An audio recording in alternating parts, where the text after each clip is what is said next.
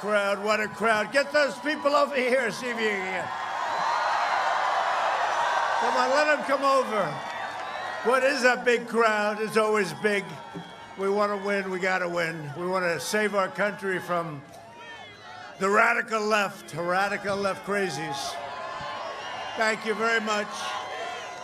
And hello, North Carolina. Hello, North Carolina. We love you, North Carolina. I'm thrilled to be in Fayetteville with thousands of loyal, hardworking American patriots. And you know what's going to happen in 45 days from now, and you're watching those polls, they go up, up, up, up. 45 days from now, we're going to win North Carolina. We're going to win 4 more years in the White House. Right? As we meet tonight, our nation mourns the loss of a legal giant, Supreme Court Justice Ruth Bader Ginsburg. Her landmark rulings, fierce devotion to justice, and her courageous battle against cancer inspire all Americans. You may agree, you may not disagree with her, but she was an inspiration to a tremendous number of people. I say all Americans. Justice Ginsburg's close relationship with a friend of ours, a friend of mine, Justice Scalia, is also a powerful reminder that we can disagree on fundamental issues while treating each other with decency, dignity, and respect. Our thoughts and prayers are with her family. Thank you very much. Thank you. Thank you. So Article 2 of our Constitution says the president shall nominate justices of the Supreme Court.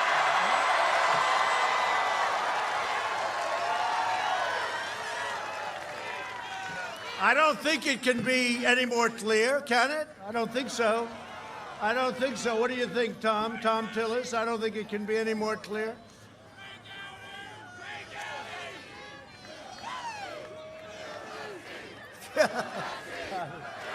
This can only happen in North Carolina.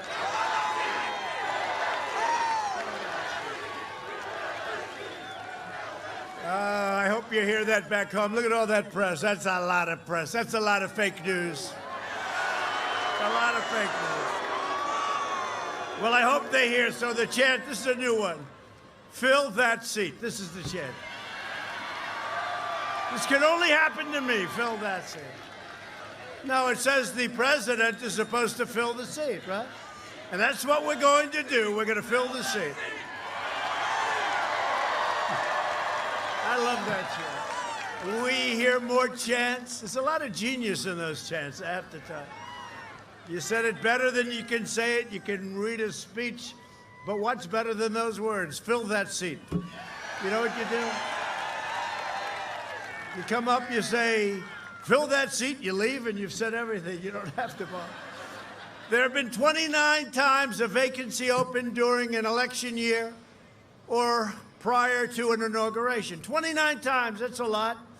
Every single time, the sitting president made a nomination. That included, did you ever hear of George Washington? Did you ever hear of Thomas Jefferson? Or how about the great Abraham Lincoln when he wore the hat especially? With the great hat, I want to try one of those hats. I love that. Now think of it, 29 times, every single time. Nobody said, oh, let's not fill the seat. We won the election. Now then we have some senators that, you know, well, forget it. Think of it. I won't say it. I won't say it, Susan. I won't say it, Susan. But Tom Tillis is with us, I can tell you that, right?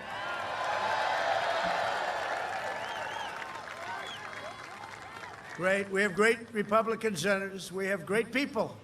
And we have a great country. That's really, we have a great country. And we're going to keep it that way. So we win an election, and those are the consequences. You know, it's called fill that seat, and that's what we're doing. The Supreme Court was a very central issue in both the 2016 presidential election and then the 2018 midterm elections, where, by the way, I didn't run.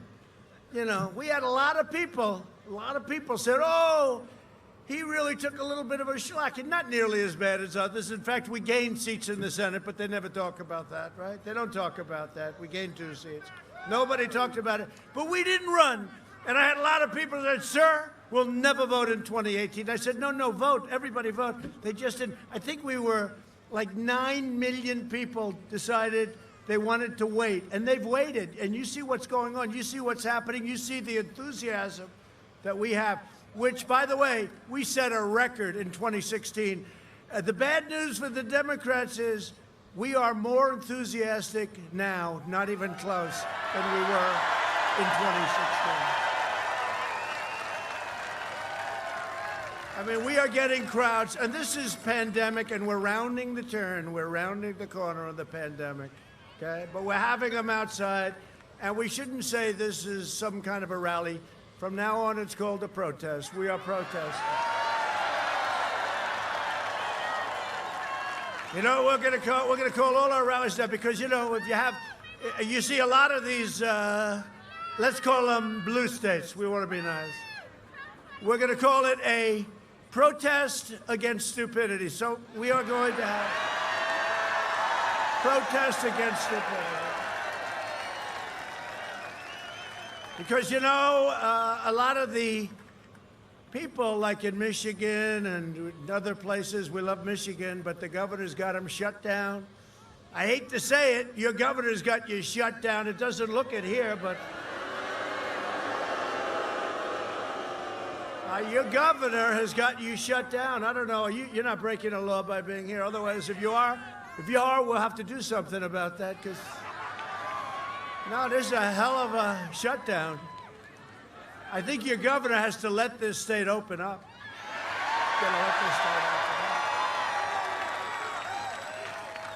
And Pennsylvania, look what they're doing in Pennsylvania, a great state. That's actually something very special is going to happen here in Pennsylvania. That's a Commonwealth. We always have to remember Pennsylvania Commonwealth. Got 2 of them, and you better remember or you get in trouble. But we love Pennsylvania, and it's shut down. The governor's got it just shut down, nice and tight. And you know what? On November 4th, it's going to be opened up. It's going to be opened up. Because they're trying to hurt our numbers, but our economic numbers are so good. They're staggering. They're the best we've ever had. Jobs, retail, stock market, everything. And this is with a lot of shutdowns by Democrats. That's all they're doing. On November 4th, they'll announce we've decided to open up. One of the teachers' groups said, actually, one of the unions and one of the politicians in California said, no, we're not going to do it. We need to do it. We should be open by November 4th. That was not a good thing for them to say. That person, I think, was fired. In both the 2016 and the 2018 elections, the American people chose a president and a Senate majority, united in their commitment to selecting nominees who believe in applying the Constitution as written, right? Both the White House and the Senate majority have a moral duty to fulfill the promises they made to the voters, and that is exactly what we're going to do. We said that if for any reason we have a vacancy on the United States Supreme Court, we will fill that vacancy. We're not going to say, and by the way, we have plenty of time. There's a lot of time. You know, you're talking about January 20th, right?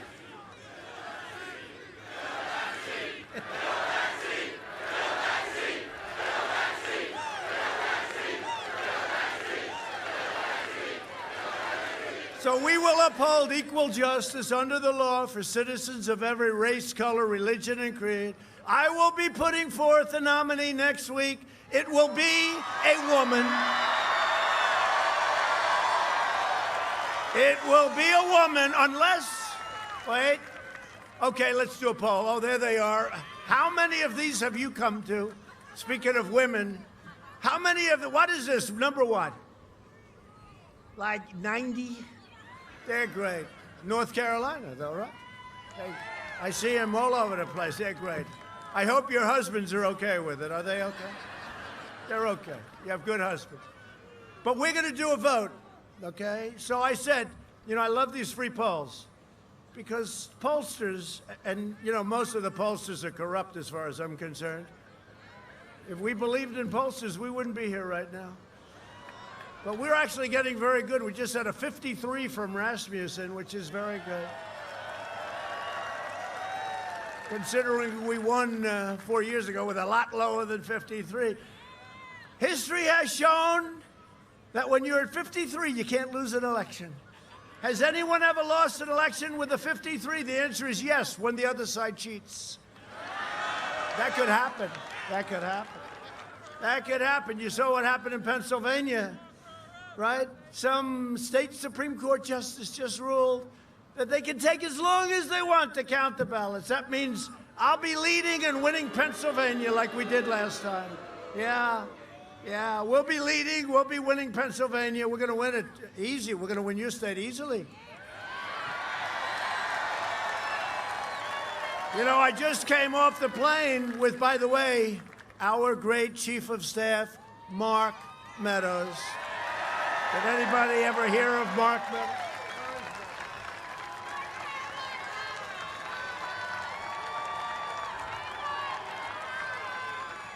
And Deb, what a great, she's doing such a good job. But you know, Mark, just a few months ago, I've been trying to get him for 3 years to leave, and we have a great person running, as you know. Really, I mean, really great. Does everyone know Madison? Yes? You're going to vote for Madison? He's great. He's a great guy. But Mark had a beautiful head of black hair, and I just noticed that hair's turning white very fast. But we're doing a job. You know, we're very close to a great deal with TikTok. But nobody cares about that anymore. All they care about is fill that seat, right?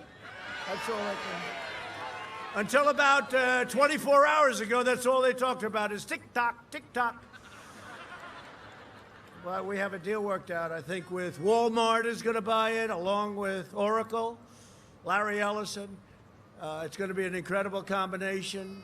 And I said, you know, do me a favor, could you put up $5 billion into a fund for education so we can educate people as to real history of our country, the real history, not the fake history.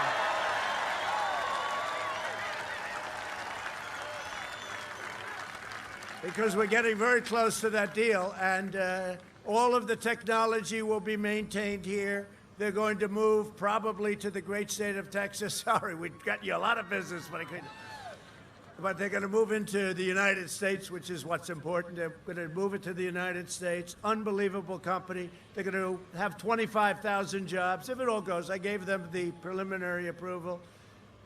But they're putting up $5 billion. And my only problem is they did it so fast, I should have asked for more. You know, what happened is when I suggested they should put up a lot of money, everybody said, senators, congressmen, women, everybody, they said, you can't do that. That's never been done. That's the problem. Nothing's ever been done. And we had other companies. A lot of people wanted it. And I said, you got to put up $5 billion, either to the Treasury of the United States, maybe, or into some education fund, or do something. And they were sort of agreeing with me. They thought it was okay. And then I went to the legals here, and I said, they're going to put up $5 million, give it to the United States. Sir, you can't do that. There's no provision. I said, how the hell can there be no provision? We're making the deal possible. Why can't they give us $5 billion? That's B with a, that's a lot of money, right? Now watch the crazy Democrats. They'll go, they should have got more money, right? It's never been done before. They should have, no matter what you do, they should have gotten more. Schumer and Nancy Pelosi, crazy Nancy.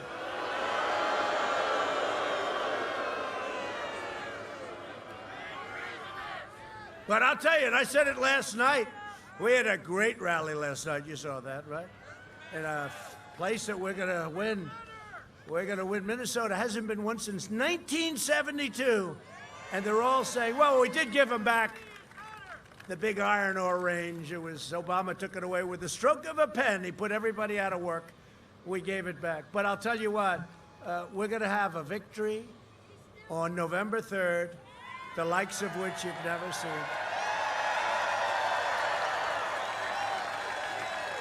Now, we're counting on the federal court system to make it so that we can actually have an evening where we know who wins, okay? not where the votes are going to be counted a week later or 2 weeks later. But in just 3.5 years under my administration, we've secured America's borders, rebuilt the awesome power of the U.S. military. Think of that.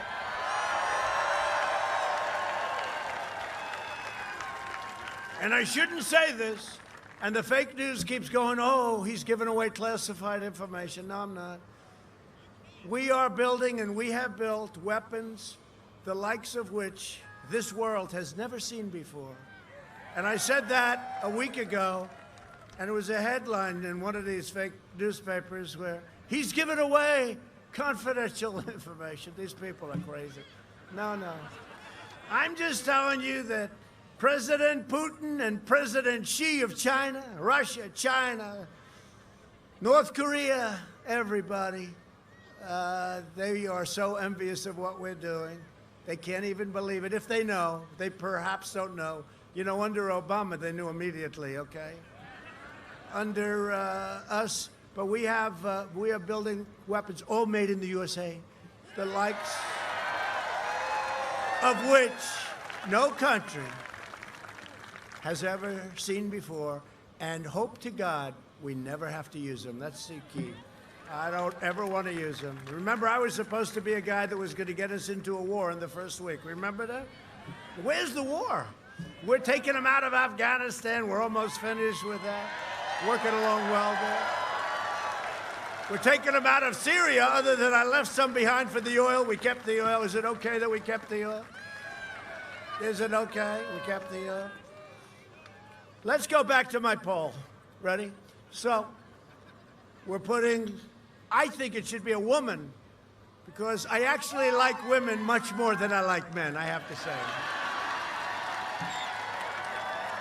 No, I do. I do. I like women more. So I have to make a decision to fill the seat, as we say. We should have a new campaign. Let's make a T-shirt, fill the seat, okay? What? My people are so good. Tomorrow, it'll be all over the place, fill this. That's a good idea. That's a good idea. Fill the seat. Okay, watch, they're so good. Tomorrow, you see them all over the place, fill the seat. I don't know how the hell they do it, but they get it done fast. Remember I said, where's Hunter? Where's Hunter? The next day, it was like one of the biggest selling T-shirts.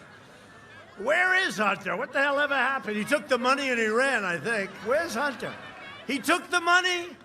He went to China. He took $1.5 billion. He had no experience. He didn't have a job until this guy became vice president. Then he went to China, got $1.5 billion. I asked the head of a great company, Blackstone, one of the biggest in the world. I said, Steve, let me ask you a question. Is that possible? No, it's never done. China doesn't do that. Well, how did a guy with no experience do this? He said, very simple, his father's vice president. Is that what you want? And then Ukraine, $183,000 a month and a $3 million upfront payment for him and his friends. Think of this, with no experience and no job. And they said, do you know energy? It's an energy company that paid it. Do you know energy? No, I don't. I've not familiar with the subject, right? Our great congressman, right? How the hell did this happen? I think it'll be brought up in the debate, I think. Where's Hunter? Where is Hunter? You know where Hunter is? He's probably on the Riviera having a very good time. He's given some great energy advice. He's learning. He's taking a night class on energy for 180 days. Where is Hunter? Corrupt. Remember Joe with the prosecutor? $1 billion. I'm not giving it to him until they get those prosecutors away from my son, or whatever the hell he said, that crazy company over in Ukraine. $1 billion. I'm not giving it. You get them out. And guess what? They got him out. Here's your $1 billion. Now, that's called quid pro quo, right? That's the real deal. With us, there was none. They made it up. Remember when Schiff made the phony speech? 8 times he said the same thing, except that's not what happened. Fortunately, we had those wonderful people that write every perfect word, every word. Oh, I'm glad we had them, because we're dealing with a bunch of thieving, bad people. So women and men, Ready? Would you rather have a woman on the Supreme Court, or would you rather have a man? Ready? A woman or a man? So, would you rather have me choose? This very scientific poll. Actually, it's a lot more accurate than these polls that interview like 97 people have been interviewed. Then, you know, they charge you $1 million, and they probably don't interview the people. They sit behind their desk and just say, would you rather have a woman on the Supreme Court? Yes, woman, yes.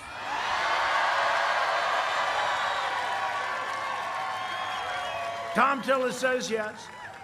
So would you rather have a woman, or would you rather have a man on the Supreme Court? What's going on? Let's give it one more quick chance. This is a free poll. This poll, and this is a lot of people. This is tens of thousands of people. This is a lot of people. You know, the fake news, they'll say, he had a smattering of people. You know, they always say, if Bernie Sanders had a crowd, oh, he had a massive crowd. It was so big. With me, my crowds are 5 times bigger than Bernie's. And they'll say, he had a smattering of people. There were people. They were in the middle of an airport that nobody ever heard of, right? Here we are. Thousands. If those people, come on, bring them over. What the hell, at this point? Might as well let them come on over. Come on over. You got thousands of people behind these people. I would imagine the sight lines aren't too good. You have stands in front. Okay, so one more time. Who would rather have a man on the Supreme Court? Well, the man, it's... Who would rather have a woman on the Supreme Court?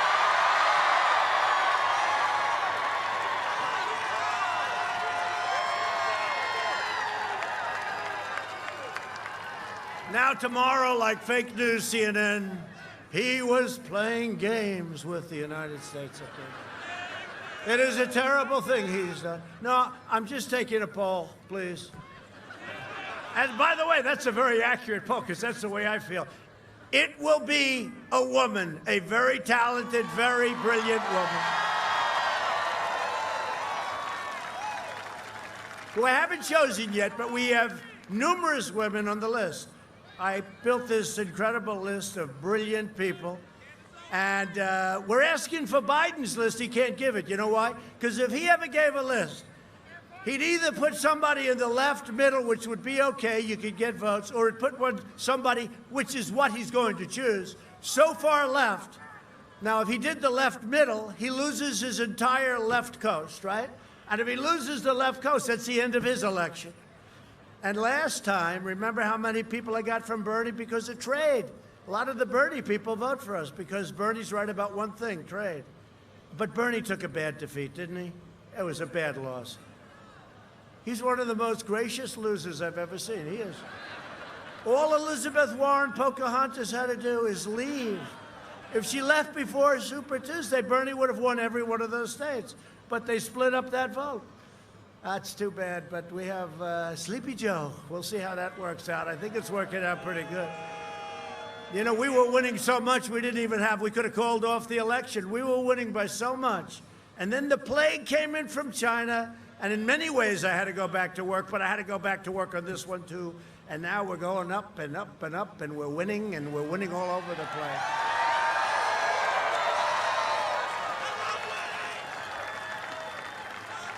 Because I happen to think, and I just say what I want, and you know, they make up a lot of false stories. They will make up a lie, like what I said about military. Can you imagine? No animal would say that.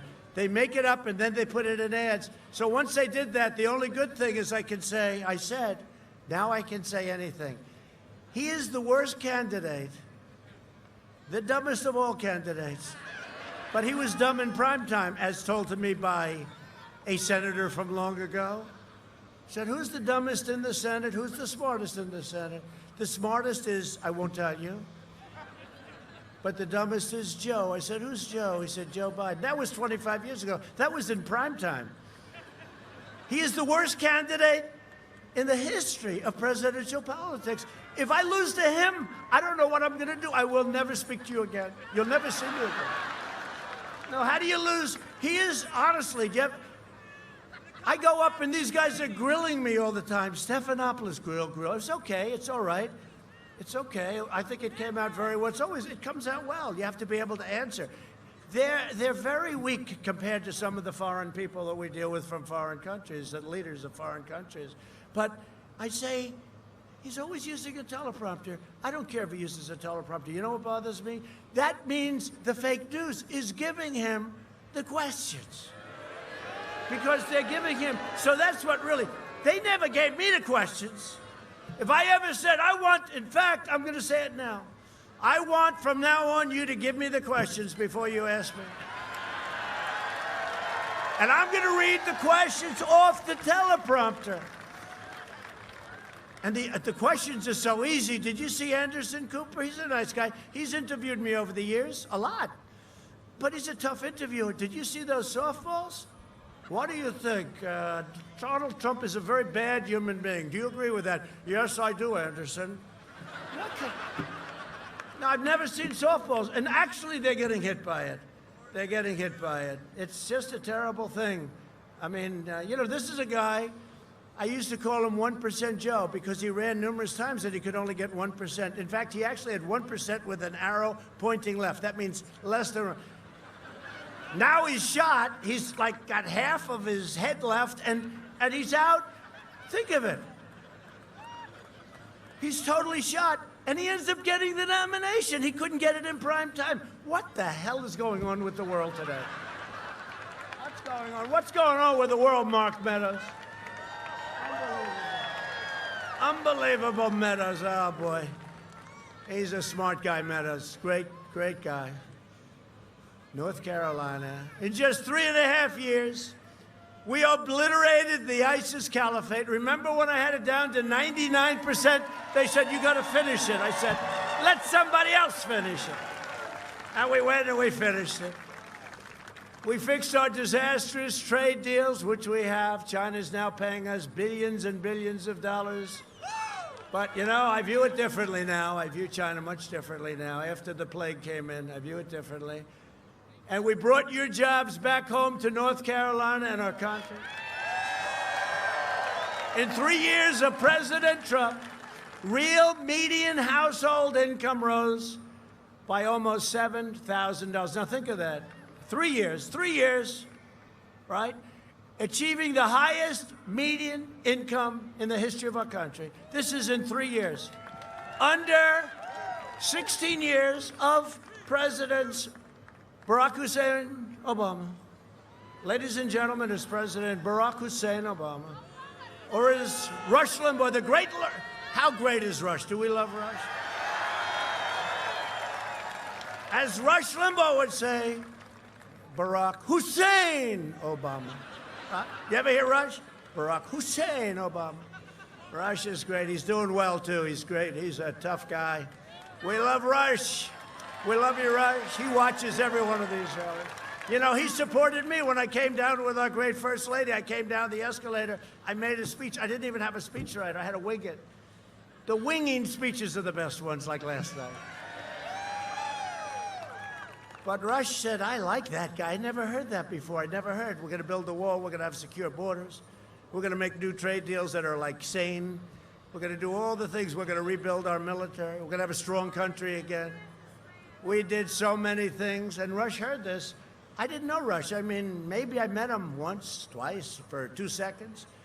And he became an instant fan of Trump. And he was for a long time before I even got to know him. And he's been so important. You know, he's the king.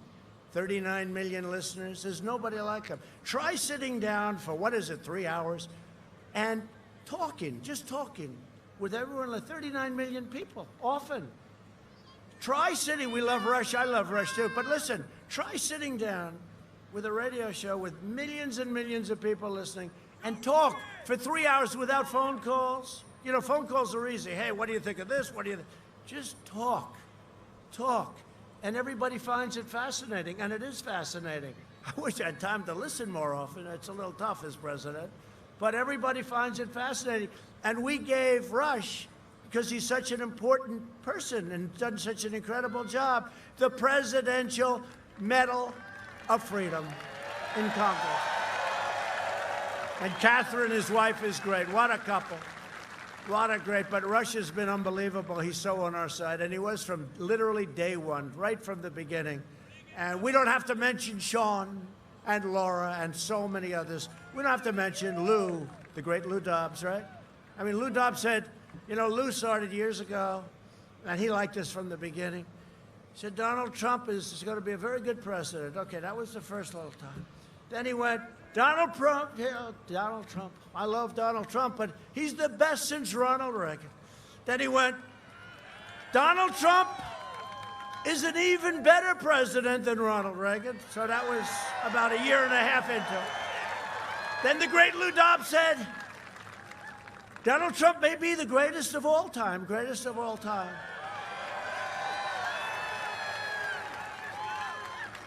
And then somebody said, could I ask you, Lou, when you say the greatest, does that include Abraham Lincoln and George Washington? He said, absolutely. He's now the greatest of all time, so we love Lou Dobbs. Lou Dobbs is great.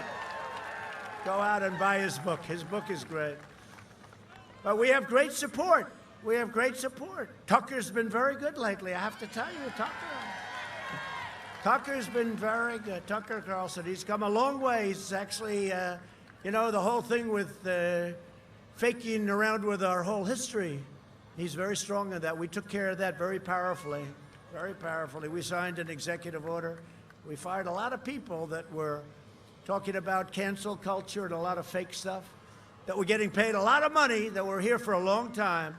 Under 16 years of Presidents Obama and Bush, the median income only rose $2,900. Now think of that. So 3 years, it went up 7,000. 16 years, it went up less than 3,000. I'd say that's a big difference. And that's not including energy, because look what you're paying for your gasoline now, right? Remember those days? Remember those days of $5? You said, let's get rid of that big truck.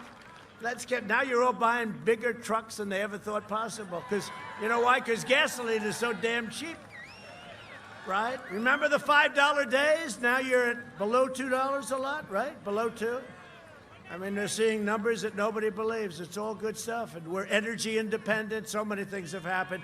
If you add $4,000 or $5,000, so you're talking about by $11,000. You got to add the energy. I said to my people, put the energy in. Well, I don't know if it's right. I said, do me a favor, just put it in, okay?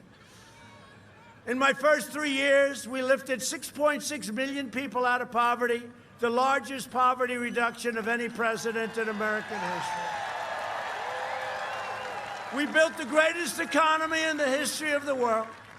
And now we're doing it again, and we're doing it very rapidly. This is a super V. You know, they said, oh, I don't know, V is going to be very hard. No, this is a super V. We will deliver a safe and effective vaccine this year. It's already in very good shape, very, very good shape, in a matter of weeks. We will end the pandemic from China. We will end our plague from China. Next year will be one of the greatest years in the history of our country. It's heading that way. You see it. If you take a look, automobile manufacturing, housing, retailing, they're all setting records. They're through the roof. Hard to believe, actually. During the rounding the corner, when I say rounding the corner, they go crazy. They want to keep it going as long as possible. If you say anything positive, they say, he's not telling the truth to the American public. I am actually telling the truth.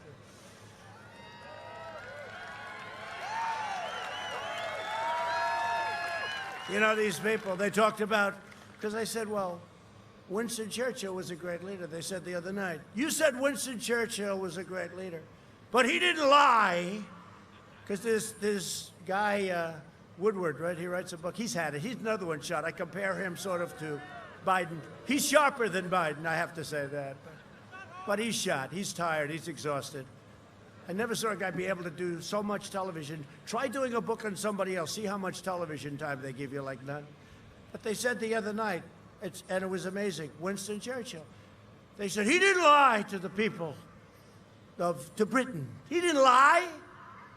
I said, well, let me ask you this. You know, he stood on buildings when the Nazis, Hitler, were bombing London. And he was pretty brave, because he may have been doing a little drinking, but all right. He was known for that, right? He's got a right to, but it's true.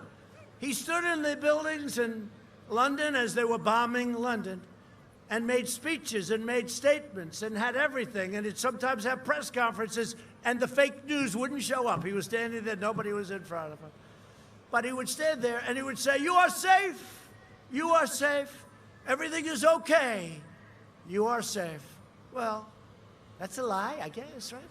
So I said, "Oh, I never thought of it that way. I guess he lied." No, he's a great leader, and he was leading, and he was a great, great prime minister. He did a fantastic job. Not lying. No. We love our country. We want to lead our country, and we can't let a thing like this. This is a horrible, horrible thing that happened to the world. It happened. Should have been stopped in China. They stopped it from going into the rest of China. Should have been stopped in China. To defeat the China virus, we launched the largest industrial mobilization since World War II. Somebody said, "What grade would you give yourself?" I said, A+, but I would give myself a D. I would say I would give myself and my whole group, because Mike Pence is great. Mike Pence really was, he worked so hard. And it's unfair, he worked so hard. The ventilators, the vaccines, the therapeutics now we have. Look at what's happening when somebody gets very sick. Look how we bring them back so often compared to what it was originally. I mean, the work that's been done, and wait till you see what happens over the next few weeks with what's going on. But the Democrats don't want the vaccine. They don't want to, you know, at first they wanted a vaccine because they didn't think it could happen. Now that we have it, they're going like, "Well, we don't want it." You know, it's the craziest thing. Think of it. You want to get a vaccine, and they're willing to hurt people, let people die for political reasons. Think of it. Honestly, I think it's a disgrace. But we surged rapid testing kits. We have more testing than practically everybody. You look at number 2 is India. They have 1.5 billion people. We are up 50 million tests more than India. In fact, we're about to crack 100 million tests. And when you test, then you have, does this make sense? Then you have cases. So we do all this testing, and I come home and I turn on NBC News. It is so bad. I think NBC, that's not only MSDNC, I think NBC with Lester Holt, there's another beauty. Hi, Lester. How do you feel being in second place, Lester? He surged from first place to second place. But NBC News is it's just terrible. You know, they use free airwaves, and then they give you fake news, right? Free airwaves. They should pay a lot of money for this. This is not right. NBC, it's owned by a company called Comcast, C-O-N, Comcast. They're con men. It's a disgrace. You know, they spend fortunes on public relations, and then I get up and make a speech like this with television blazing all over the world, I guess. Yep, the world. It's all over the world. And I say Comcast, and immediately there goes their public. How's your public relations doing, NBC? Not too good. But they're just, they don't tell the truth. Our country would be so much better off if we had honest media, really. Be so better off. Really would.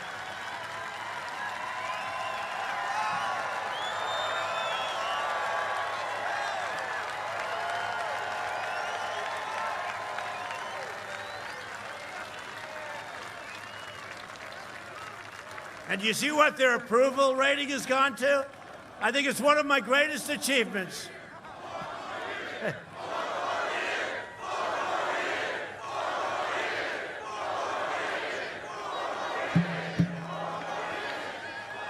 Hey, look, it's a Saturday night. We have all night.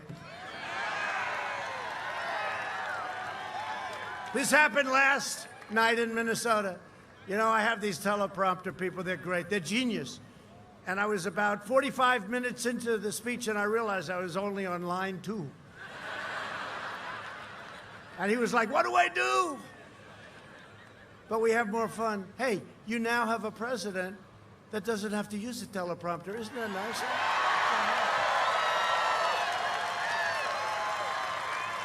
And I said last night, and yeah, your friends were there, the congressman.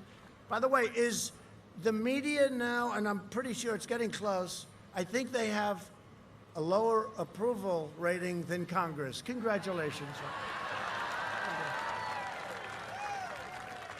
No, but it's hard. You know, when you're sitting there, you're in businesses, you're in construction, you drive trucks, you do a lot of things, you're in offices. You don't realize, because, you know, you don't know what's happening. I know exactly a true story, and then it's written to totally bend the truth, to make a good thing into a bad thing. Like, can you believe it? In 1 week, they nominated me, not for one, but for 2 Nobel Prizes. You believe it? No, but think of it.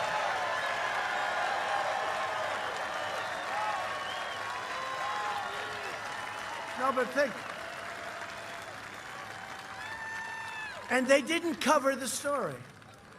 Now, Obama got his the first week, you know, very liberal group. And nobody knew what the hell he got it for, and he didn't know. Why did you get it? I don't know. Remember, I don't know. I have no idea. But, you know, you have a president, you love your president, and your president gets honored, because I'm not being honored, you're being honored, with the Nobel Peace Prize for Israel, what we did with Israel.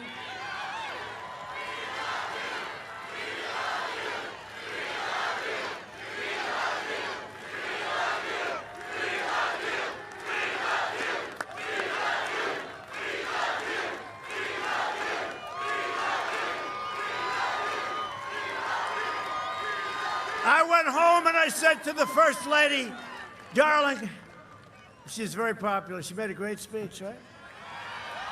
And Ivanka made a great speech, right? Right? But I went home and I said, darling, I have big news tonight. Let's turn on the television. You know, we don't use wind. We actually use petroleum. We use petro. So, because, you know, we like it to be on like a lot. We don't like to have lots of open gaps when the wind's not blowing. We can't watch President Trump. I go home, I say, First Lady, a great thing happened today. I was honored. Nobel Peace Prize, nominated. This is a big thing, First Lady. And then I went home 2 days later. I said, First Lady, you're not going to believe it. I was honored again. Nobel Prize. That's Kosovo. Israel, Kosovo. I said, First Lady, this is great news. Let's turn on the television. This is going to be big. This is going to be big tonight. We just got honored. This is big. Nobel Peace, can you imagine? You grow up in Brooklyn, Queens, and now you're getting to know. First Lady, let's turn on the television. Let's turn on to that fake NBC News. And I see we have a storm. Okay, First Lady, don't worry about it. The storm is big. We have it taken care of. FEMA's down there. Florida, Alabama, Georgia. We got FEMA down there. It's being taken care of. We always take care of them. We take good care of them. Texas, Louisiana, we took good care of them 2 weeks ago. All right, First Lady, don't worry about it. It's next story, I'm sure. It's a Nobel Prize for Peace. We're stopping mass killings between Kosovo and Serbia. They've been killing each other for so many. They're going to stop killing. I said, fellas, let's get together. You know, they've been doing it for hundreds of years, frankly, under different names. I said, that's great. And with Israel, UAE and Bahrain signed a deal with Israel. Everybody said, couldn't be done. I said, all right, First Lady, that's the first story on NBC, but don't worry, that's a big story. You know, the floods are big. Well, I see it. And then there was a second story about something. And then a third story about something with me. I don't know, something bad they found out. Then there was a fourth and a fifth and a sixth. I said, First Lady, I'm a little embarrassed. I thought we'd do a little better. And then they looked at the screen and said, good night. And I wasn't covered. I got the Nobel Peace Prize nomination, a Peace Prize Nobel nomination, and they didn't cover it. And then the following day, I watched a certain show that does like us, and they said, would you believe that they covered, and they mentioned like 5 subjects that were nothing.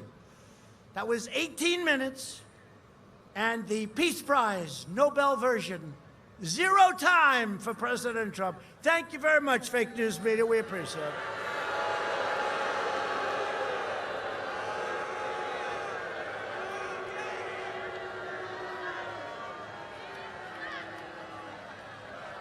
And when Obama got it, Here are the headlines. President Obama gets the Nobel Prize.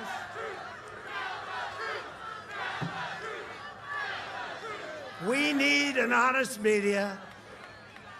The free airwaves, they lie over the free airwaves. They use them and they lie. I don't know. We're going to have to look at it. They're a bunch of scoundrels. They hate it when I say it, but you know, honestly, they are the enemy of the people. When they lie, they are the enemy of the people. You are the enemy of the people. Oh, damn it, the red lights just went off. 1, 2, 3. There's one back there. There's one back there. Probably, oh, it's OAN. Thank you, OAN.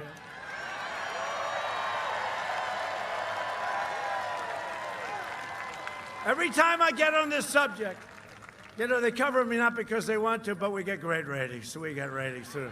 We got these little deals that we have here. Come on in, folks. Come on in. Look at these people. But you know what? I'll tell you what. It's true. They cover it because they're ratings. But anytime I start talking about the fake news media, you see them getting a little tentative. The camera starts to shake a little bit. And you know, there's another thing. Like, look at these crowds. It's like, as far as the eye can see, it's a big crowd, right? They never cover it. I said to my wife last night, we had this incredible crowd. A lot of people, thousands and thousands. I mean, like 25, 30,000. Many people outside couldn't get in. It was like a sea of people. My wife said, was it a large crowd?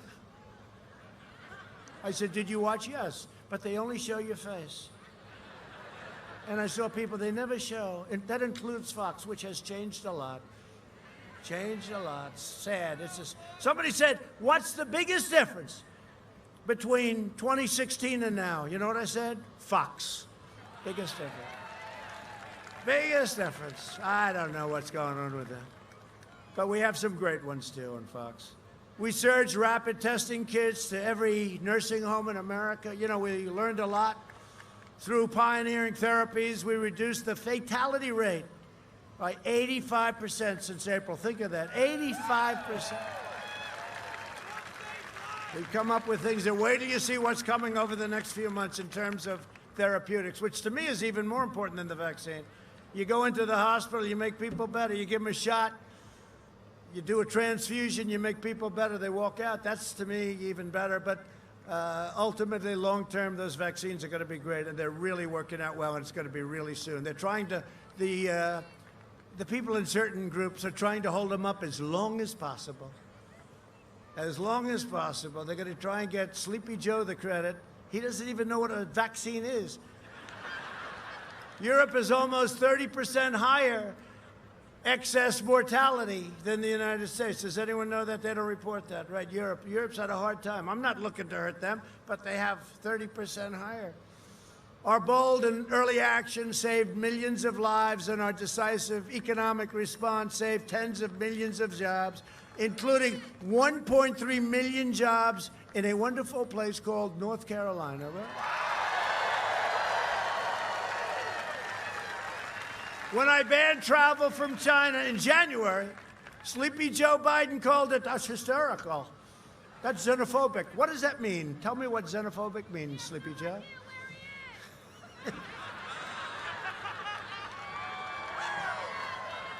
Who said that? I mean, you're my friend. Who said it? Boy, what a voice. Have you ever tried opera? What a voice that everybody has. That's true.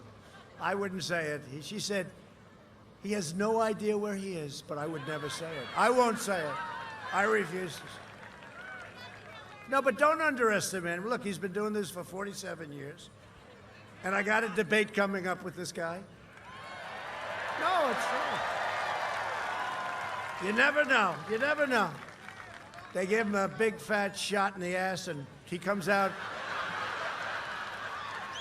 And for 2 hours, he's better than ever before. You know. The problem is, what happens after that?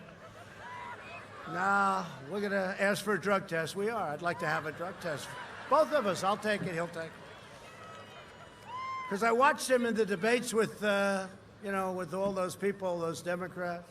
The one who treated him worse was Kamala.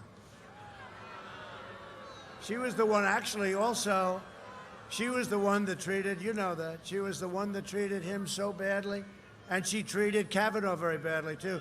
Nobody was ever ruder. Nobody ever suffered like Justice Kavanaugh suffered in the hands and the mouths of those horrible people. The way he was tortured was disgrace, and they had nothing. Those women, that was all made up. Most of them have already admitted it was all made up lies, false accusations, and they made him suffer. And the leader of the pack, I would say, was Kamala was the worst, and Pocahontas was a close second. How's Pocahontas doing since she destroyed Bloomberg? How about Bloomberg? Did he get killed? Now he's trying to come back. He's trying to buy his way back into the Democrat Party. I'm going to put up $100 million in Florida. We're going to go. We're going to go. He wants to be back so badly.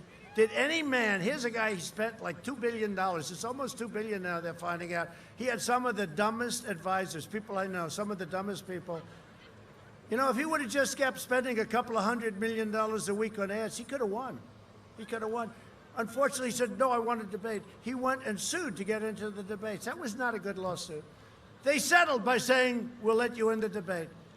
The first question, he was destroyed. You would think that the way the Democrats treated him, he would really come to me and say, I want you. But his hatred and jealousy, you know, he wanted to be president, but he doesn't have the capability of being president. But he's going down now to Florida. He's going to spend $100 million. How good, I have to say this, I'm not a fan of Elizabeth Warren. I gave her the name Pocahontas. I thought that was the end. Remember I used to say about her? She has, oh, well, you know it. You know, I would just look. I said, this is not an Indian. She said, I'm an Indian. Do you remember when I said, I have more Indian blood than me? I have more in me than she has, and I have none. Unfortunately, I'd like to have some. I would like to have some. I think it could help. It might make me better. But I have none, and I said, I have more than she does. And then she went out and she choked. Remember that? And she went out and she took a test. And it found out that about 700 years ago, there was a possible event. 1024th, right? Wasn't that it? Good memory, very good memory. Trump has a good memory. Good memory. Not for that, but for a lot of it. No, 1024th, which meant, you know, many, many, many centuries ago. There could have been a hookup somewhere along the line. But she choked. We forced her into a choke. She went down like a rock, and then she started coming up, up, up, up, up. Then she totally destroyed Mike Bloomberg. We call him Mini Mike, remember? Mini Mike, he wants that platform. I want a platform, damn it. I don't mind. Oh, boy, he was pathetic. But now he's going to try and buy his way back into the Democrat Party. Who was the other guy, the other rich guy? He just kept spending money. What was his name? You remember that guy? Great environmentalist. Except he made his money with coal, which is okay. I think coal is good. Clean coal. I like clean coal. If we had listened to Joe Biden, hundreds of thousands more Americans would have died. You know that. He was way behind. This was months later. And then I watched him last night reading something saying that I closed it up 1 week late, right? 1 week. 2 months later, he was talking about the fact that I shouldn't be doing that to China. I shouldn't be banning China because I was xenophobic. And it's just unbelievable. And now they will say anything. It's called disinformation. They will make up a lie, they will make up a story, and they go with it. It makes no difference whether or not it's true. And they'll take ads. It's the worst group of people. He's surrounded by bad people, dishonest people, but they're very smart. He's not smart. They keep him from talking. It's actually, you know, if he wins, it's the single most brilliant campaign in the history of the world. Because they took a man who's got nothing. He didn't have it, but he's got nothing. And I will give them credit, the single greatest campaign in history if he wins. But you know what? If he wins, North Carolina is screwed. And so is every place else. And you can forget your tobacco industry. You can forget your farmers. I gave the farmers $28 billion. Thank you very much, President Xi. $28 billion. Because you were targeted, right? You were targeted by China. And I said, how much were the farmers? Iowa, Nebraska, you, all of them. You were targeted. I said, how much? Sonny Perdue. I said, how much, Secretary? 12 billion and 16 billion. You were targeted. I took it out of the tariffs. We never took 10 cents in from China. Now we're getting billions and billions and billions of dollars. And I took just a small part of it, $28 billion. That's a lot of money, but it was a small part of what we've gotten. They can't believe it. So who do you think China would like to see win? Sleepy Joe that never took anything, or Trump? He's charging him so much. We're driving him a little crazy. They don't like Trump too much. But now Biden is recklessly campaigning against this vaccine. It's really reckless, and all it is for political reasons. It's political reasons. Biden, his whole deal is catastrophic shutdown. He wants, we're getting better. We're really coming along, and he's talking about shutting down. We're not doing any shutdowns. We don't need shutdowns. Maybe a little area, if it starts to spike, we understand we have to take care of our senior citizens. This guy he said, well, I'll do whatever my medical people want. I believe in science. He doesn't know what science is. I believe in science. No, we're not doing any shutdowns. We're rounding the turn. Without the vaccine, we're rounding the turn. With the vaccine, it'll just speed it up. That's another one will be controversial. They'll say, he's saying that it's happening. Yeah, without the vaccine, it's going along. With the vaccine, even better. It'll be faster. Biden's own chief of staff said when they managed the H1N1 that he calls the N1H1, right? He goes, the N1H1, and that's an easy one because H comes before N. But he always gets it wrong. It's like 7 times. It's great to be with the great people of Iowa. They'll say, sir, you're in Idaho. Oh. I've never made that mistake so far. But I always say, if you do, just leave the stage because you can never recover. You can speak as well as I mentioned Winston Churchill. He was a great speaker. He was a stutterer, and he became one of the greatest speakers ever. You can be Winston Churchill if you make that mistake. Just leave the stage. You can't recover. But he's made it oftentimes, right? New Hampshire, and it was Vermont. The worst, I think, was, there was one, he was in Ohio, and he said he was in Florida, right? But he couldn't find any palm trees. We just got a poll from Ohio through the roof. Great state of Ohio. Good governor. Great state of Ohio.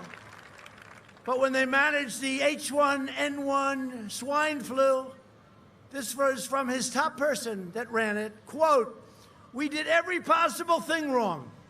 60 million Americans got H1N1 in that period of time, and it was just a total disaster. He basically said we didn't know what the hell we were doing.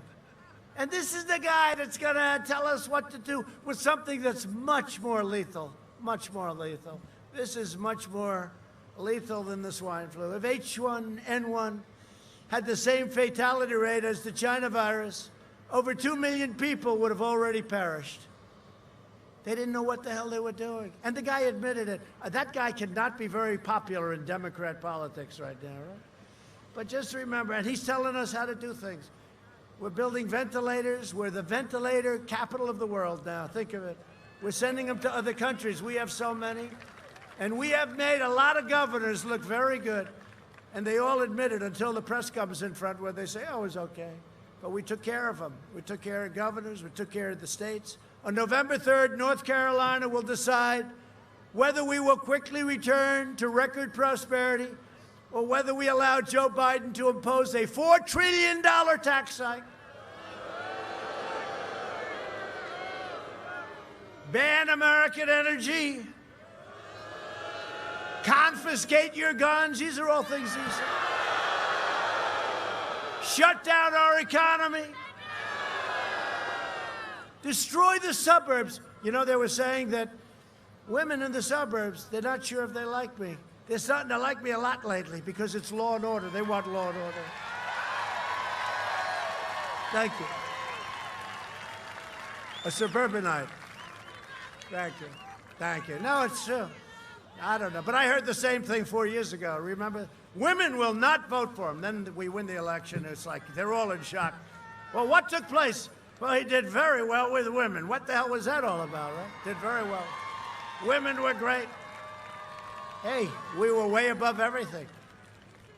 African American, we did great. Hispanic, we did great. Have you seen African American and Hispanic American numbers? If it holds true, we will have set a record for a Republican, which is very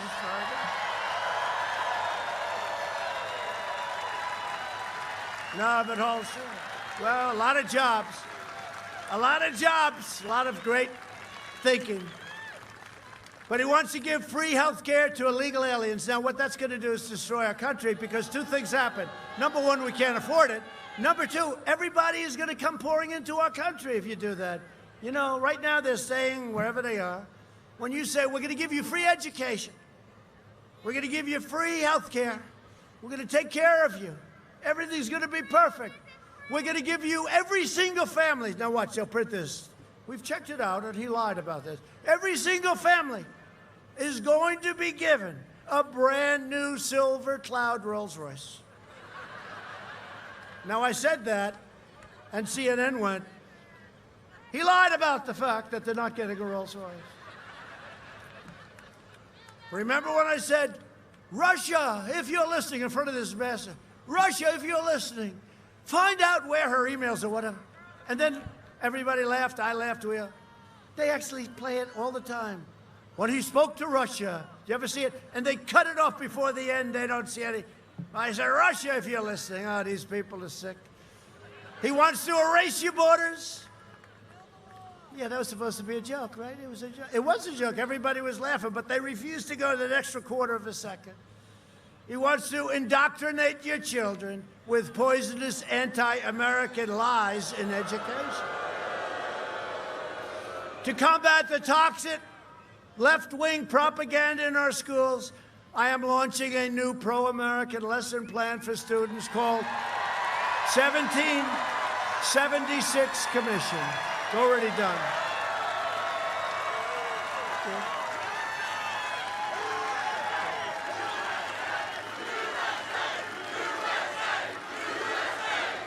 That's good. It's true, your kids come home and they tell you things. How many of you, the kids come home, they tell you things? It's a disgrace. What they're teaching them is a disgrace. We're ending it. In fact, we're taking school funds away from these crazy schools that are teaching horrible things, bad things, actually. We will teach our children the truth about America, that we are the most exceptional nation on the face of the earth, and we are getting better every single day. And no party can lead America that will not teach our children to love America. No party can do that. The Sleepy Campaign has joined forces with those trying to tear down America and our way of life. We have a great way of life and getting better all the time. Look at what we've done. Biden's running mate urged supporters to help bail rioters out of jail, including one who attempted murder. That's right. One who attempted to murder a police officer and a man accused of sexually assaulting an 8-year-old girl. 13 members of Biden's staff donated to the same fund. Look, that's where they're coming from. Just, you know, he's trying to go a little bit more right, like the fracking. Oh, well, of course we're going to have. For 6 months, he's saying there'll be no fracking, which I don't think the people in Pennsylvania are thrilled with. Do you agree, considering that your taxes could quadruple? I tell it all the time, Texas, right? Texas, they like oil. They like guns, right, in Texas, right? And they like God. So he comes out with a platform. No oil. We don't want oil. This is during the Democrat deal. There'll be no oil. There'll be no God. There'll be no guns. This is not a good campaign. And then the fake news says, Donald Trump is tied in Texas. I'm tied. Last time I was tied in Texas until the day of the vote. Then they announced the second they called, the polls in Texas have closed. Donald Trump has won the state of Texas. Think of it. Think of it. He's against oil.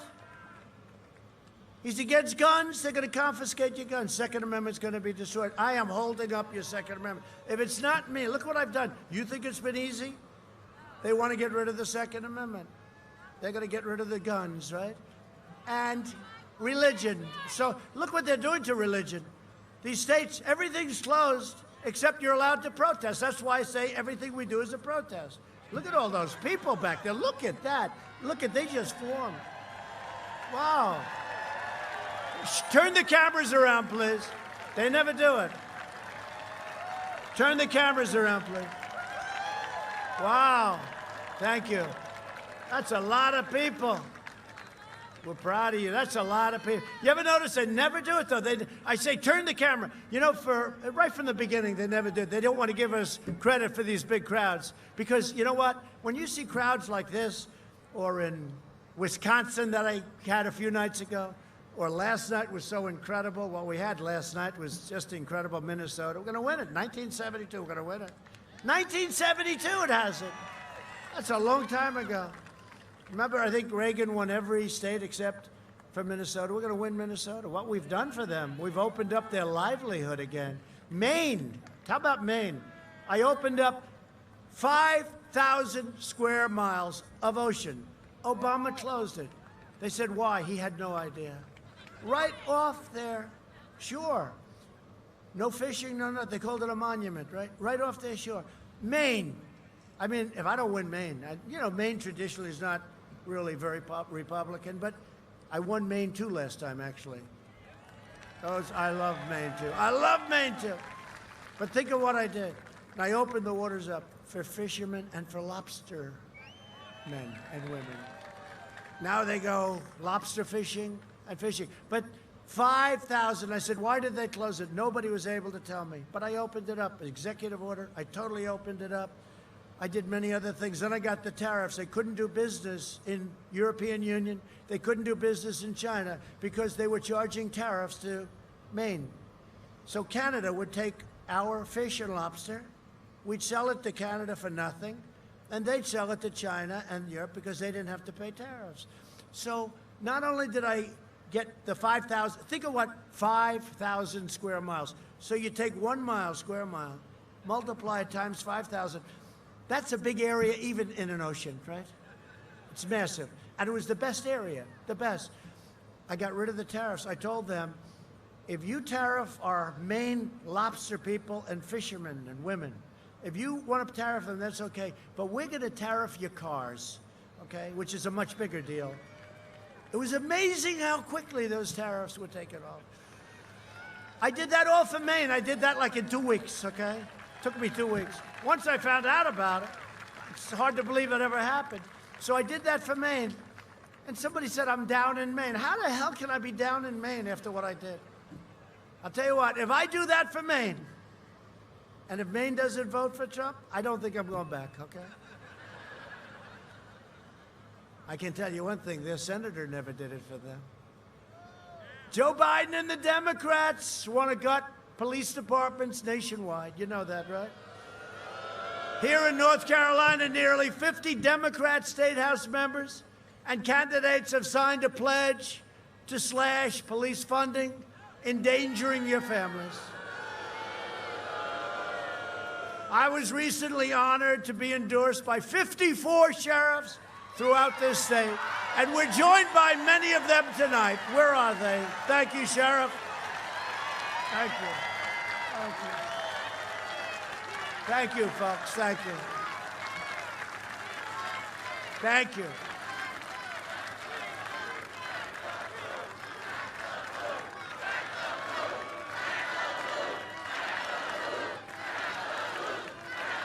We got to take care of our law enforcement. We got to take care. Nobody can do the job like them. We have to let them do their job. We got to stop this nonsense, this child's play. We got to stop. They're great. You know, I was endorsed by, think of this, New York's finest. It's very tough. You know, de Blasio is your mayor. He doesn't have a clue what's happening either. I think Sleepy Joe's worse. You want to know the truth. But, you know, because this other guy has just an ideology that's just terrible. But de Blasio is there, New York's finest. First time they've ever endorsed a presidential candidate. They endorsed me 3 weeks ago. That takes courage, you know? Think of it. Chicago. The police in Chicago, they could do that job. We don't even have to bring in the National Guard. Whenever we do, it takes about 30 minutes, it's over, right? Like we did in Minneapolis. 30 minutes. Remember that beautiful scene? They lined up, they went down. There was no social distancing in between these great, tough guys. There was no social distancing, Tom Tillis. They went down and they had like $250,000 outfits. They had more crap on their helmet with night goggles. And these guys were sort of, you know, wise guys, right? They're shouting at him, screaming at him. They were screaming at the wrong people. They went down. They never had to stop. It was just forward. It all ended. It all ended in Minneapolis. It took, you all saw it, what, a half an hour? Remember they hit the CNN reporter in the knee? He went down, Ali Velci. He said, "This is a friendly protest. It's wonderful to see such a..." Behind him, it was all fire for blood. It looked like Berlin during the war. This is a friendly... What are they doing? How does that help to be like that? How does that help? We're joined tonight by some really great friends of mine and some warriors that have been a fantastic help to me. One man who, especially over the last year, he has been so great, couldn't be better. And I think he's doing very well. I'm looking at some numbers, and you're doing very well. And I think your opponent has some very big problems. Senator Tom Tillis. Thank you, Tom.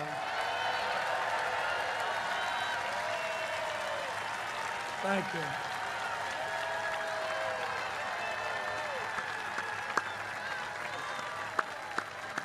He's been great. Smart guy. And he's got a couple of bills that he's putting in. One in particular, I love it. You got to do it. That if a sanctuary city causes problems, you can sue the sanctuary city. You can sue. We got to get that one moving, right? That's moving along, right? That's a great one. A man who I just did a phone call for the other night, and the people love him. He's in a rough district, but he's now leading. I see you're up in the polls. Congressman Richard Hudson. Great guy. Where's Richard?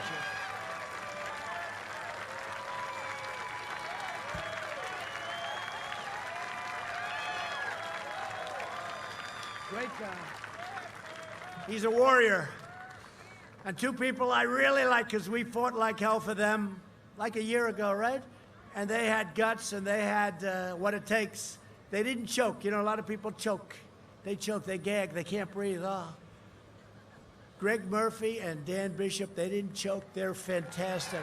They are fantastic people. Thank you. Look, they're friends. We're friends. Those two guys were incredible. Thank you very much. Great job. Really great job. And a man that should be your governor, I don't know, he's doing well, but...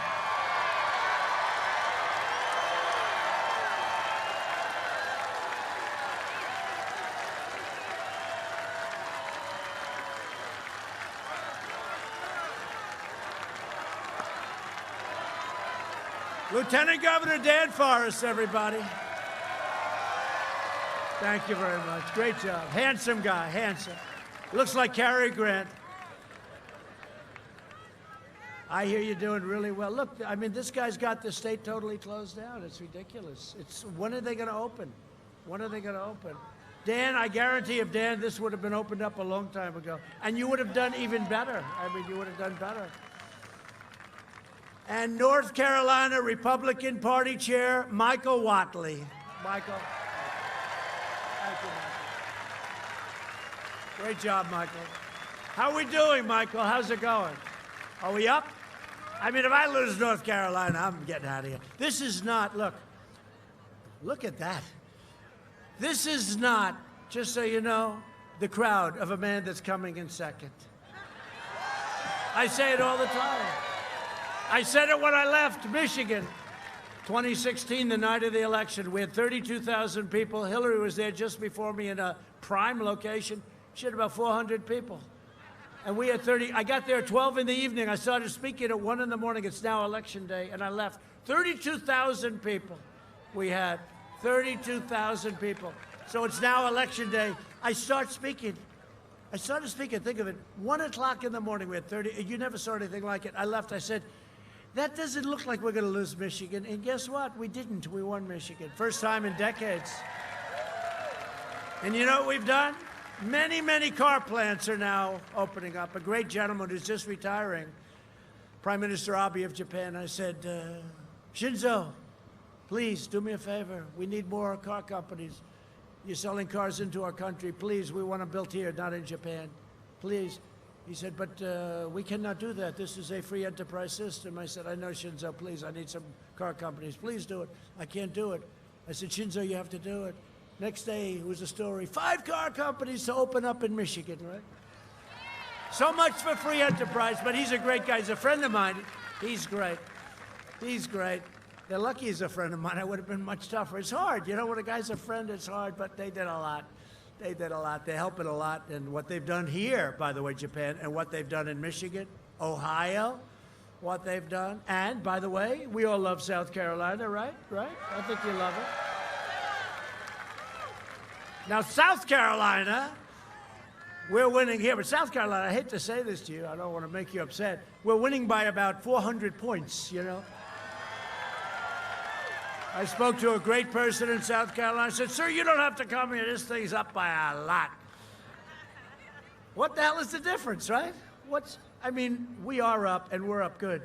But I'd love you to tie South Carolina. What do we have to do? What do we have to do? But a lot of activity in South Carolina also. They're doing great. You had the best year you've ever had. They've had the best year they ever had. And you're going to go to a better year. We are going to have a better year. We're also deeply honored to be joined by a military spouse, Amy Williams, who was reunited with her husband, Sergeant First Class Townsend Williams, at my State of the Union address. Everybody remembers that. Everybody remembers. Look at that. Hi, Amy. Hi, Amy. What a great person.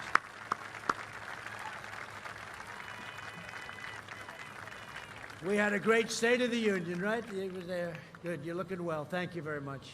Say hello to the whole family. Thank you. Thanks to the incredible sacrifices of our warriors, and they are warriors, we're pursuing peace in Afghanistan. It's very close. We will soon be down to 4,000 soldiers. We're taking them out. They're serving as policemen. They're serving as policemen. They've done a great job. We could win. We could win everything, but I'm not looking to kill 3 million people. To win what? To win what? Should have never been in the Middle East. We're bringing them back. We're bringing them back, just so you know. We're bringing them back from Iraq. We're down to 2,000 soldiers in Iraq. And in Syria, we're all back. We're all finished, except for one thing. If it's okay with you, I decided to keep the oil. We took the oil. We kept it. And we'll always support America's incredible military families. So thank you very much. Thank you, darling. Really good. Thank you. In everything we do, we're putting America first, unlike other administrations, and not just Obama and Biden. This has gone on for many years. We put America first, and that's what we're doing. And you know what? Other countries, for the first time in decades, respect us again. Remember that. They respect us again. You know all about NATO, 28 countries. We had 6 countries that were current. And the amount of current is too low, okay? 6 countries. I went in and I said, you got to pay. Sorry, you're delinquent. They said, really? Yeah, I said, you're delinquent. You got to pay. Obama would go and make a speech and leave. That would be it. We were paying for it. We're protecting Europe, and they're screwing us on trade. So we protect them, and they screw us on trade. No good.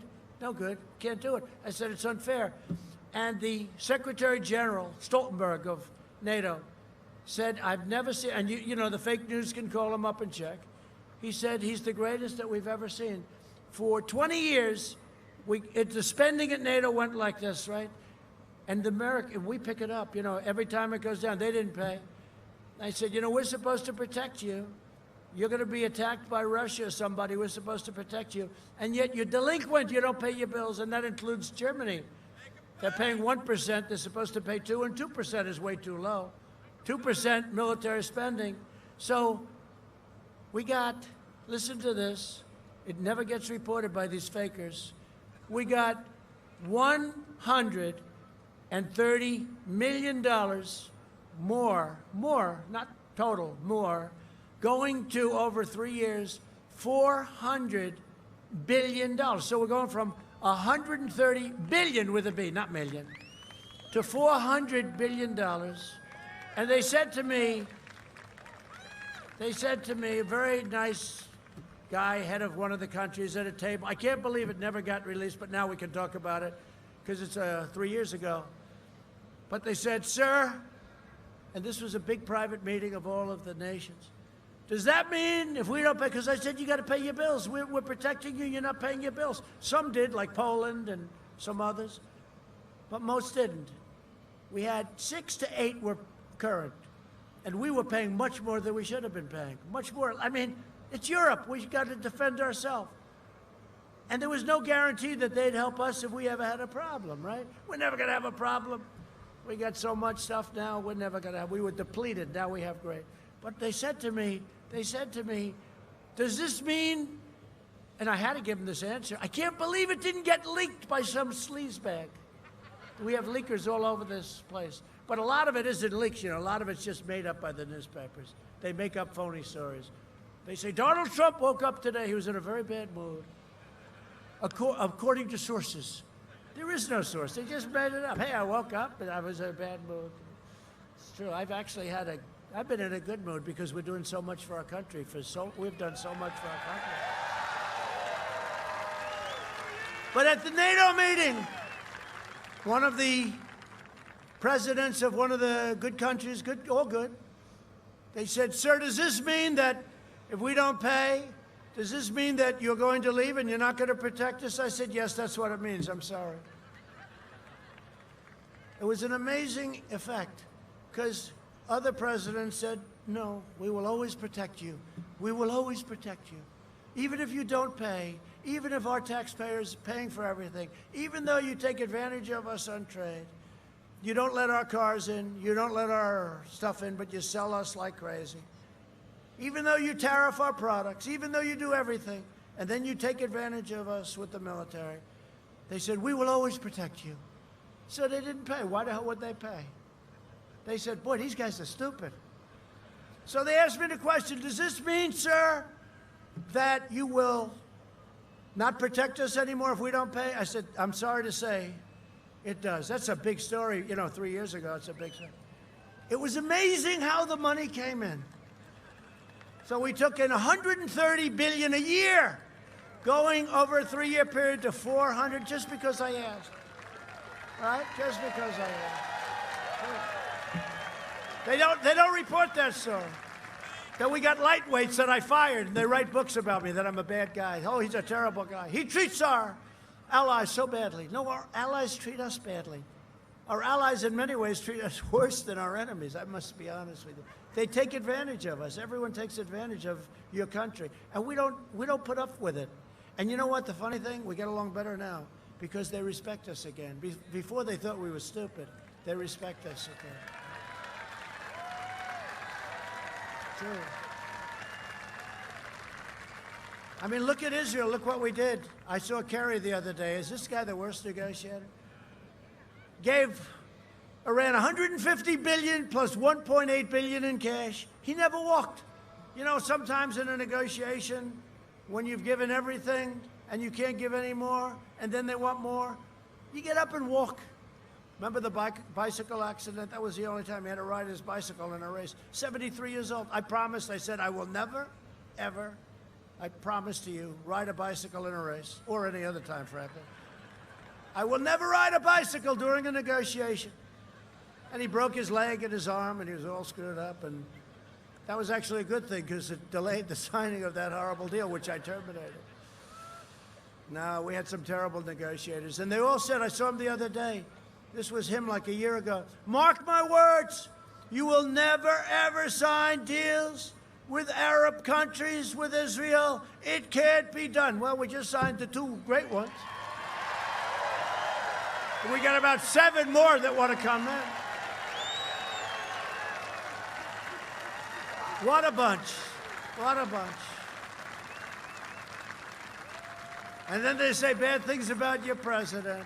They don't like my foreign policy. I like my foreign policy. You like it. No, we were taken advantage of by the whole world. So stupid. So stupid. We've spent the last 4 years reversing the damage that Biden and his crew inflicted on us over a 47-year period. Joe Biden is weak. He supported every globalist sellout of North Carolina, the workers, what he's done. And when I say him, it's him and people in his little group that you've achieved so much over a period of time. He sold it out. Look at NAFTA. How bad was NAFTA? China's entry into the World Trade Organization. TPP would have destroyed our car industry. And of course, he joined and wanted to join the Paris Climate Accord. That's another beauty. That would have cost you trillions and trillions of dollars. That was actually, I think, designed to put us out of business, you know, literally. Biden's repeatedly surrendered your jobs to China and other countries. This state lost 43% of all manufacturing jobs after the NAFTA and China disasters. You know that. You lost 43%, but I think the real number is 61%, by the way. Biden says that this is an election between Scranton and Park Avenue. By the way, he left Scranton. You know, he likes to say, I was born in Pennsylvania.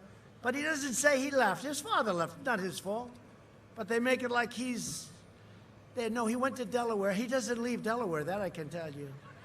Every time I see this guy, Wilmington, Delaware, I say, does he ever leave? I'm in Los Angeles. I'm trying to work on the fires. They ought to do some forest management a little bit, maybe. Ridiculous. The floors of the forest, it's got 20 years of leaves and trees that are dry as a bone, matchsticks.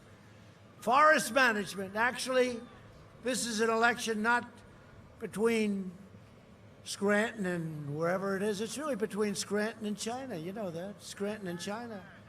I'm with America. Biden is with China. If Biden wins, China wins. If we win, America wins. North Carolina wins. Pennsylvania wins. And the American workers win in every single state. To save our auto industry, I withdrew from this horrible, horrible deal, Trans-Pacific Partnership. Earlier this year, I kept my promise to North Carolina when I ended the NAFTA nightmare. You got hit so hard, all those empty buildings all over the place, but a lot of them now filled up because of us. They filled up. When did they fill up? Over the last 3.5 years. I proudly signed the brand new U.S.-Mexico-Canada agreement into law, which will bring hundreds of thousands of high-paying jobs back to the United States, and it's already doing. We invested $2.5 trillion in the U.S. military. Defense spending in North Carolina has soared by more than $1 billion a year. Congratulations. Good job. We launched the first new branch of the U.S. Armed Forces. This by itself would be a big achievement. This is one of so many different things, right to try, the military, the vets, everything. We've done so much, but 75 years, right? Last one was the Air Force, the Army, the Navy, the Air Force, the Marines, the Coast Guard. They're so good. We have another one now after 75 years, Space Force. We need it. I never even promised that, right? One of them said recently that he's actually done more than he promised in the campaign. That means I'm probably the only politician in history. They will tell you, these incredible women up here from North Carolina. They are. Stand up, will you please? These are like the most incredible people. Thank you. Stand up. Turn around for the camera so they can see how incredible you are. Thank you. Man, oh man. What a life. But we took care of the VA with Veterans Choice. You saw that. What Obama passed was nothing. It was nothing. It wasn't working. The Mission Act. That's amazing. And accountability, where we can fire people in the VA that aren't taking great care of our vets, okay? You're fired. Get out. You're fired. Out. We killed the founder and leader of ISIS, al-Baghdadi. We took out the world's #1 terrorist and the mass murderer of American troops and many others, Qasem Soleimani. He's dead, dead. I withdrew from last administration's disastrous Iran nuclear deal. I kept my promise, recognized the true capital of Israel, and opened the American embassy in Jerusalem.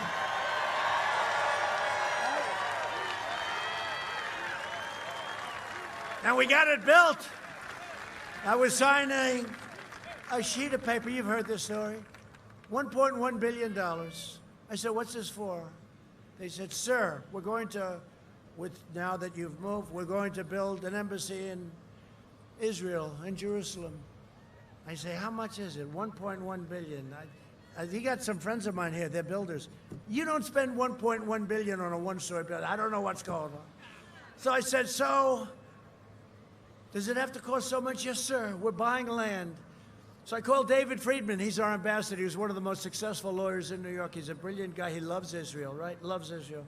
I call him, he's ambassador, he's there. I said, David, they want to spend 1.1 billion on a damn one-story embassy? It's crazy. I said, would you take a look? Maybe we own some land, you know. We own a lot of land. We've been there a long time. Calls me back. He said, let me take a look at it. Sir, he calls me back the next day. Sir, we have a great piece of land, a much better location that we were going to way overpay for, a much bigger piece. We have a setback building that we can renovate and make it great. I said, that's fantastic, David. How much will it cost to renovate the building? I think we can do it for $190,000.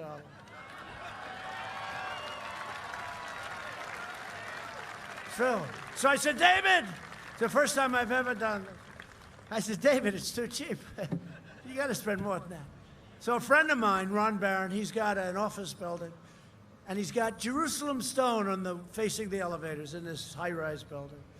Jerusalem stone. And every time I go and he goes, oh, you got to see Jerusalem stone. This is, and he paid a fortune for it. He's so proud of it. He doesn't talk about anything but his Jerusalem stone. I said, David, do me a favor. You're in Jerusalem, right? Yes. Do they have Jerusalem stone? They got so much we don't know what to do with it. I said, use all Jerusalem stone when you're rebuilding the building, when you do your renovation. Everything wrap it in Jerusalem stone. So I think we ended up spending to fix up the building like $500,000. Can you believe it? We're going to spend $1.1 billion. And by the way, it would never get built. It would never get built. It wouldn't be built in 20 years from now. And they like it so much, they gave up the plan. They think this is better. It's a better location. It's probably a better building. The Biden agenda, but these, I could tell you stories like that all night long. The aircraft carriers that cost 10 times more than they should cost. And then they use, you know, the electric catapults. You've heard that, right? They don't want to use steam. Why? Because it's too simple. Because it works. Because it's better. So they go to electric catapults that they're working on for years now. Elevators that are operated by magnets instead of hydraulic magnets. It sounds good. Trust me, it doesn't work. One little glass of water. We're in the ocean. One little glass of water. Boom. Those magnets are gone. I could have told them that. I actually asked the architect, have you ever built a ship before? It's unbelievable. You heard the story last night about Air Force One. We saved a lot of money. I said to Boeing, no, it's got to have a 3 in front of it. They were going to buy Air Force One, $5.7 billion. $5.7 billion. It's a lot of money, but look, it's a hell of a deal. It's a hell of a plane. What can I tell you? I said, how much is the new plane? It was signed by Obama. $5.7 billion, sir. I said, that's a lot of money. It's actually 2 planes. You know, Air Force One is 2 planes. I'll give you a little. They're going to say that's classified information. Well, they've been flying around with 2 planes for 30 years. So I assume somebody does. And our Air Force One is 31 years old, right? So, you know, look, it's time. A lot of the Arab sheiks come in. I see their plane. They have a brand new one. I say, what do we have, 31 years? And we're protecting them. Why the hell don't we have a new one? So I said, so they finally had it, 31 years old. The new one's totally different, 747. It's much longer, bigger wingspan, much more beautiful. You know, it's modern, it's beautiful. 5.7, so I said to the head of Boeing, nice guy, Dennis, this was before they had their difficulty, which is terrible what happened to him. But I said to him, Dennis, I'm not going to spend $5.7 billion on a plane. I'm not going to do it. I won't do it. It's too much. I said last night, I told this the first time, I said, it's got to have a 3 on it. He said, we can't do it. No. He called me up the following day, we'll take $200 million off. I said, somebody said, well, what are you losing? I said, nothing. In fact, we're gaining a generator. I said, you got to build an extra generator. He said, we'll take $200 million off. I said, nope.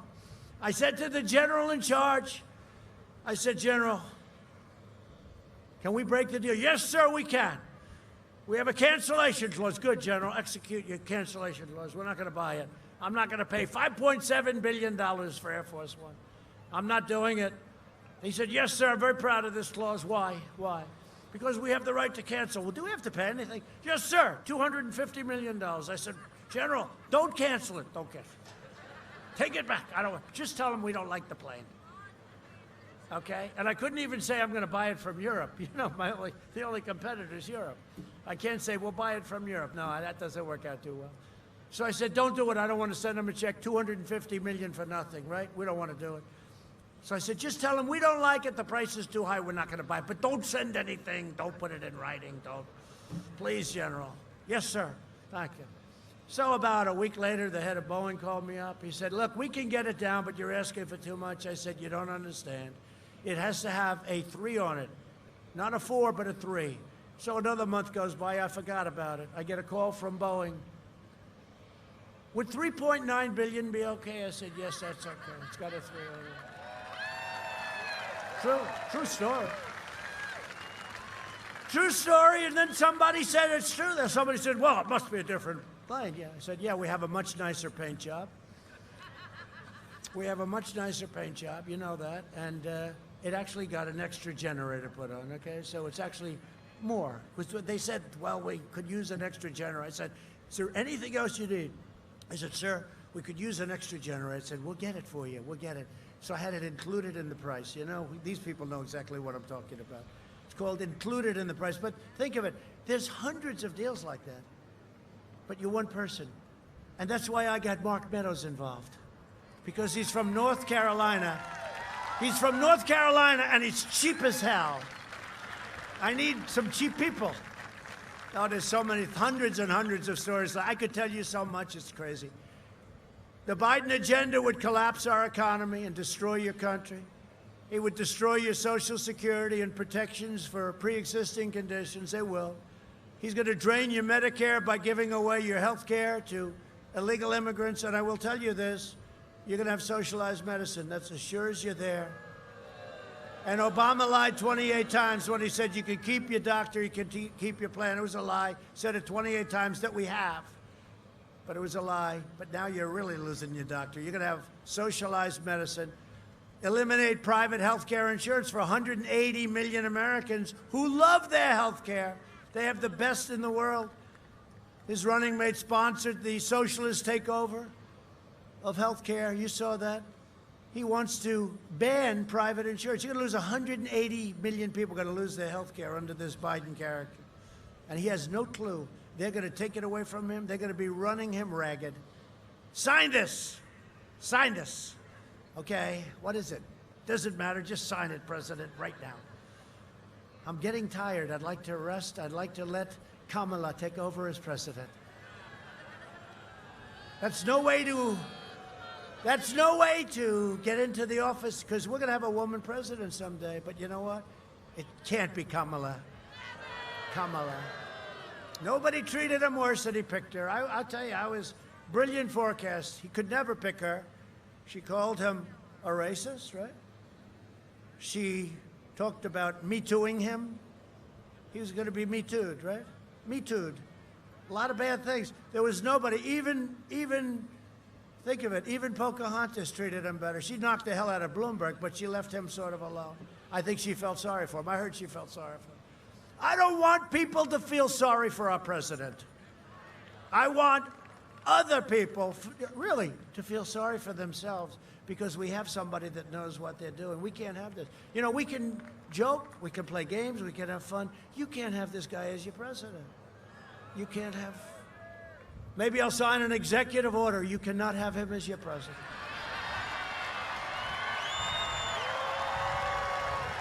No, but you know this. Everybody knows this. And you know what? People are going to vote for him because they feel sorry for him. I feel sorry for him, too. I feel sorry for him. And maybe he'll show up for an hour and a half at a debate. Who the hell knows? I don't know.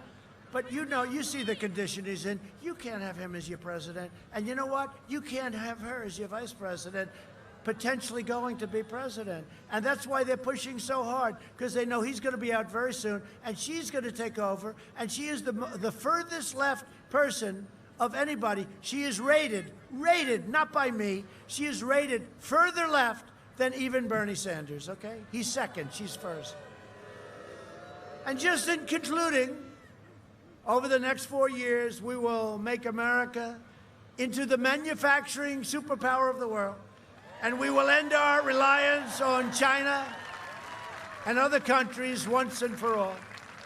We will make our medical supplies right here in the United States.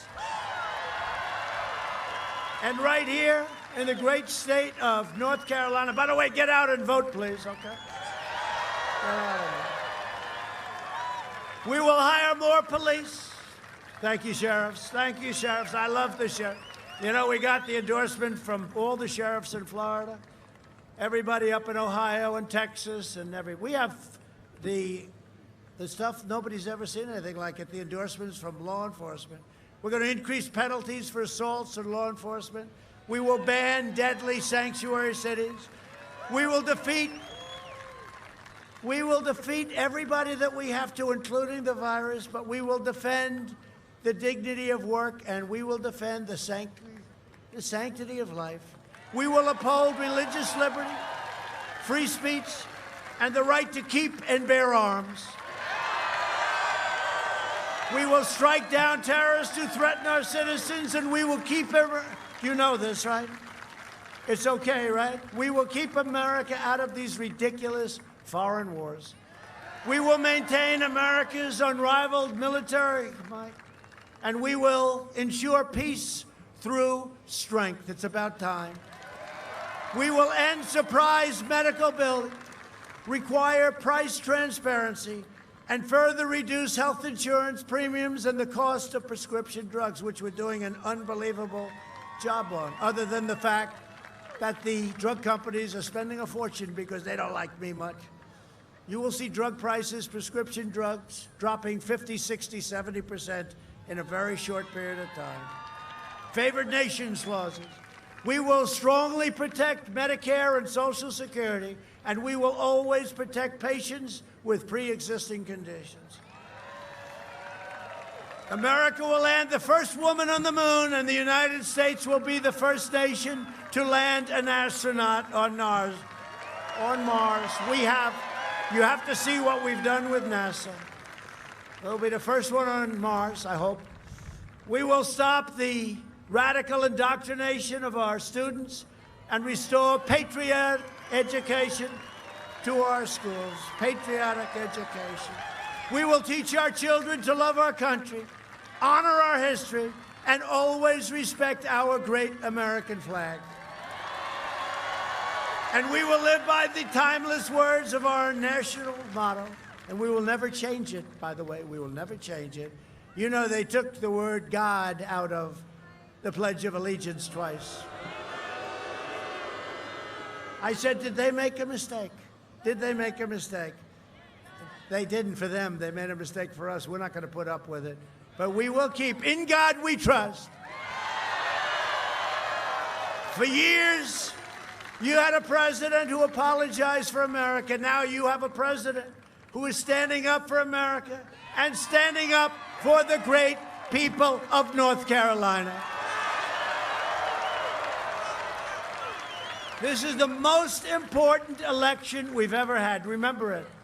We're going to be a socialist country. We're going to be a communist country. These people are they're much further left than socialism. These people are sick. So get your friends, get your family, get your neighbors, get your co-workers, and get out and vote. Get out and vote. And watch to make sure they're not cheating, which they will be. Early voting has already begun. Don't wait. Get out and vote. We got to win this. If we win this state, we're going to win the whole thing. This is a very important state. If we win North Carolina, we're going to win the whole thing because we're doing well everywhere. From Wilmington to Charlotte, from Concord to Raleigh, and from Greensboro to right here in Fayetteville. We inherit the legacy of generations of North Carolina patriots who gave their blood, sweat, and tears for this beloved nation. We stand on the shoulders of American heroes who crossed the oceans, blazed the trail, settled the continent, tamed the wilderness, dug out the Panama Canal, laid down the railroads, raised up the skyscrapers, won 2 world wars, defeated fascism and communism, and made America the single greatest nation in the history of the world. And you haven't seen anything yet. Haven't seen it. Proud citizens like you helped build this country, and together we are taking back our country. We are returning power to you, the American people, with your help, with your devotion and your drive. We are going to keep on working. We are going to keep on fighting, and we are going to keep on winning, winning, winning. You hear that, Sharon? We are one movement, one people, one family, and one glorious nation under God. And together with the incredible people of North Carolina, we will make America wealthy again. We will make America strong again. We will make America proud again. We will make America safe again. And we will make America great again. Thank you very much. Get out and vote. Vote, vote, vote.